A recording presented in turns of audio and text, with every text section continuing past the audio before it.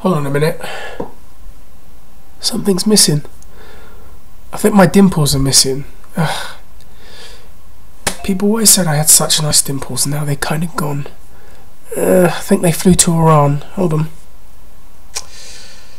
This isn't right. 2 minutes, guys. Right, let me change over. This is a bit better. Sorry everyone, while I do this, I don't sound too well. I think I'm a bit off my head today, actually. That's what cold and flu season does to you. Don't ask me why I'm changing into this. It's like when I'm wearing this, I'm thinking of someone. Anyways, what were we going to talk about today? Ah! Remembered. Jon Jones, UFC fight. I know that everyone has been talking about Jon Jones for ages and ages.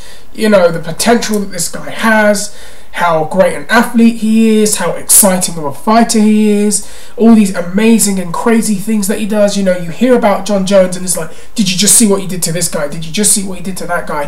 His reach, his length, his wrestling, his power, everything. We talk about all the things that Jon Jones can do as a fighter and how talented he is. And we talk about this, and I find it a bit of a ridiculous argument when people say that his reach is an unfair advantage. It's not like he's actually taken something to make his arms get like that. He was just born that way.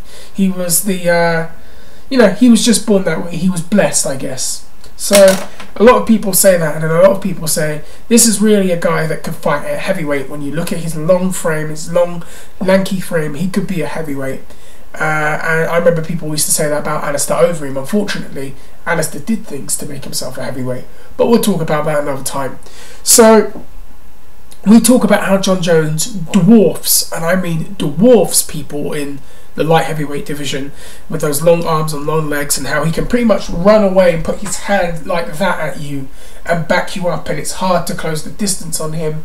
And the way his arms are and the way his frame is, he can just go for a takedown right away. He can throw a jab right away. He can put ideas in your head about throwing these elbows because of those long arms and that frame and the kicks.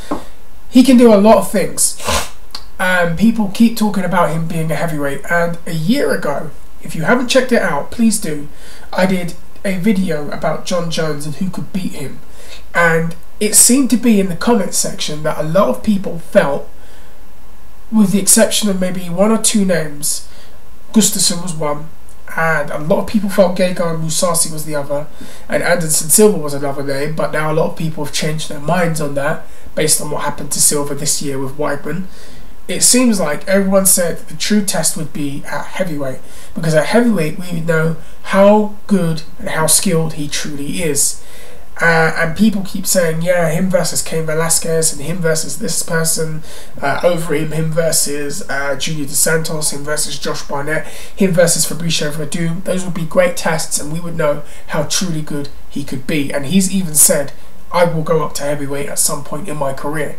Now, it looked like we were at a point with Jon where he'd cleaned out the division. A guy that is now, what, 25 years old, cleaning out that weight class already. That is amazing in a lot of ways. And there weren't too many fights left for him to have, because he'd beaten Shogun. Destroyed him. That really surprised me, the way he did that. He, beat Ryan Bader as a contender. He beat Mershchenko as a contender on his way up. Beat Shogun. He beat Rampage Jackson, made him look, just outclassed the guy. Beat Lyoto Machida in a very fun fight to watch. Machida arguably won around on him. He beat Rashad Evans in a fight that was very anticlimactic in a number of ways. And then he fought Chael Sonnen. He didn't fight Chael Sonnen, he fought Vitor Belfort. He backed out of fighting Chael Sonnen. Fought Vitor Belfort, beat Vitor Belfort, and then he fought Chael Sonnen. And then they were looking about who his next opponent would be. And Dan Henderson was out of the picture, and I think he'd beat Dan, to tell you the truth, again with that frame and Dan's flat-footed footwork. I mean, it's perfect for Jon.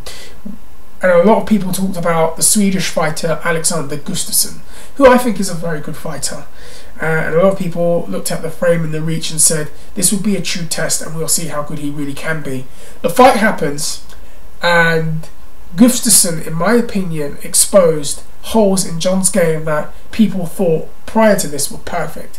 Now, everyone talked about Jon's reach. Now he fought someone with the same frame, a seasoned striker, a good striker with good boxing by MMA standards, that was able to get inside Jon and actually light him up a bit. And I'll tell you what, right now, I think he exposed some holes in Jon's boxing that everyone was saying, oh, Jon Jones has got great MMA boxing. Yeah, he can throw a punch and he can throw good strikes. But defensively, I think he was very, very exposed in there.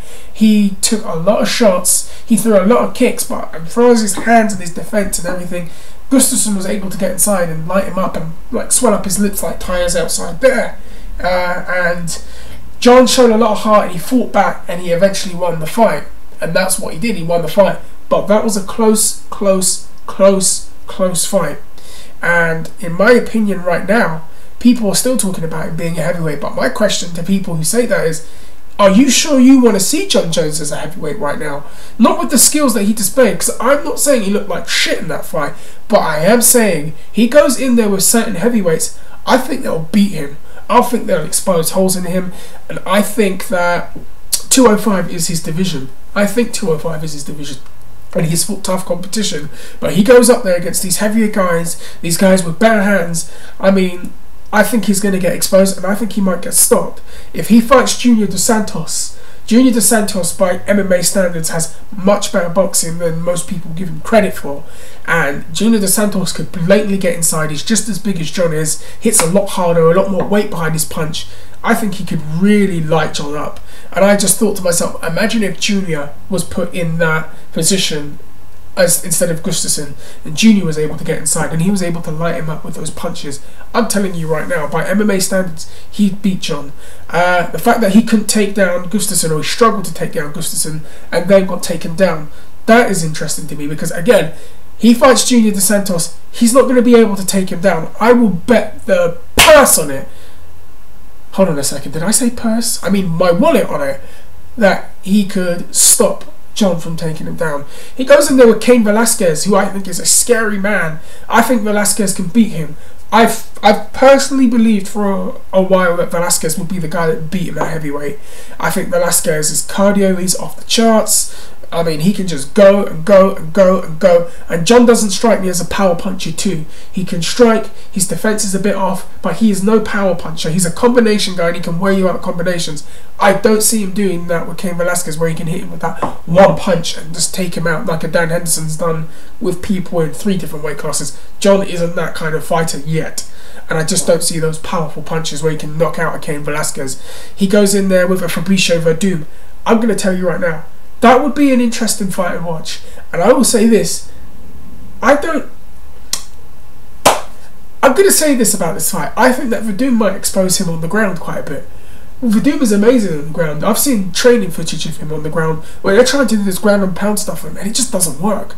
I think Jon and Verdum fighting each other, I think Verdum would give him some problems. I think Jon could edge him out, but he's really going to have to sharpen up his skills if he thinks that he's going to go up to heavyweight, because I can just see some of those fighters giving him some serious problems. The one fight that we are interested in that might actually happen though is him and Daniel Cormier, and I've already done a video explaining that, and if you haven't seen that, I'll put it in the description box. Check it out, feel free to comment on that. But right now, I'm going to tell you right now, are you sure that you want to see Jon Jones as a heavyweight?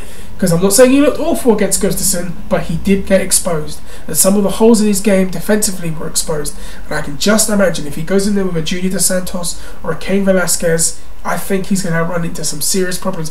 And him and Cormier would be an interesting fight.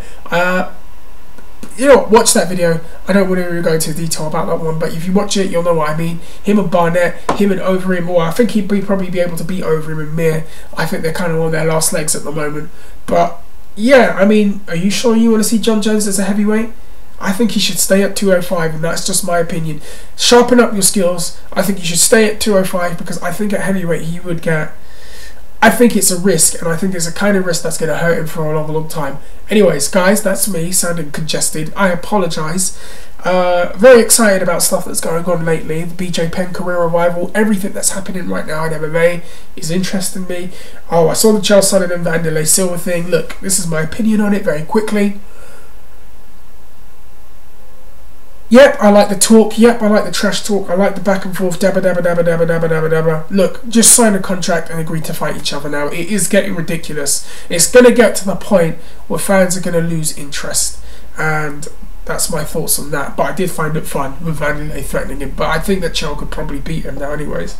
I'm going to stop. I've got to do my second video. Let me know how you feel, how you're thinking, what you're feeling, what you're up to. Guys, if you haven't seen my videos before, comment, rate, subscribe. Sorry if I sound a bit out there. This is what Lemsip does to you. And I am out of here. Peace.